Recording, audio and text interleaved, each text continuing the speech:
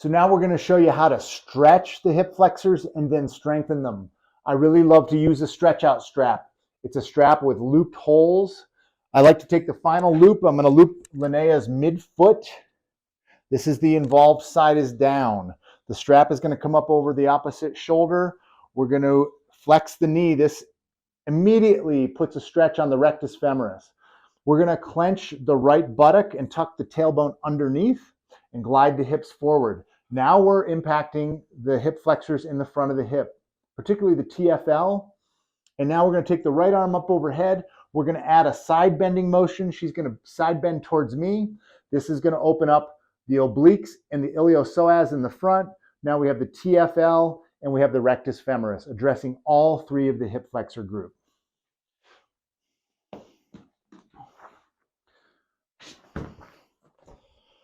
We would do that for 20 to 30 seconds on each side.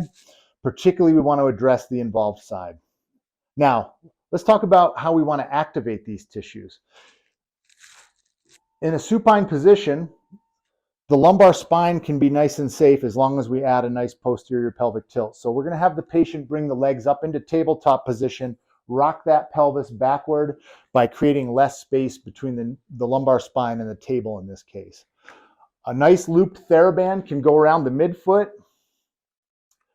Now, I want to call this the hip flexor march. You may hear it referred to as the psoas march, but since we're addressing all three hip flexors, that's what we're going to do today.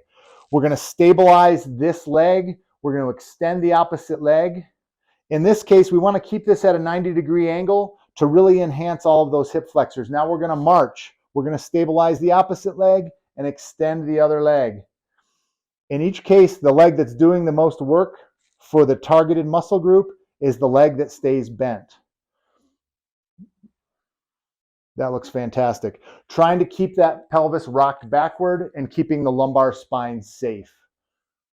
Go ahead and take a rest. These are super effective ways at both lengthening the tissue and then strengthening the tissue. This is the foundation for all of our hip flexor dysfunction and the beginning of what our rehab will look like after we've both assessed and treated tight hip flexors. Coming from Turquoise Trail Therapeutics in Santa Fe, New Mexico, I want to personally thank you so much for taking time out of your busy schedule to watch this video.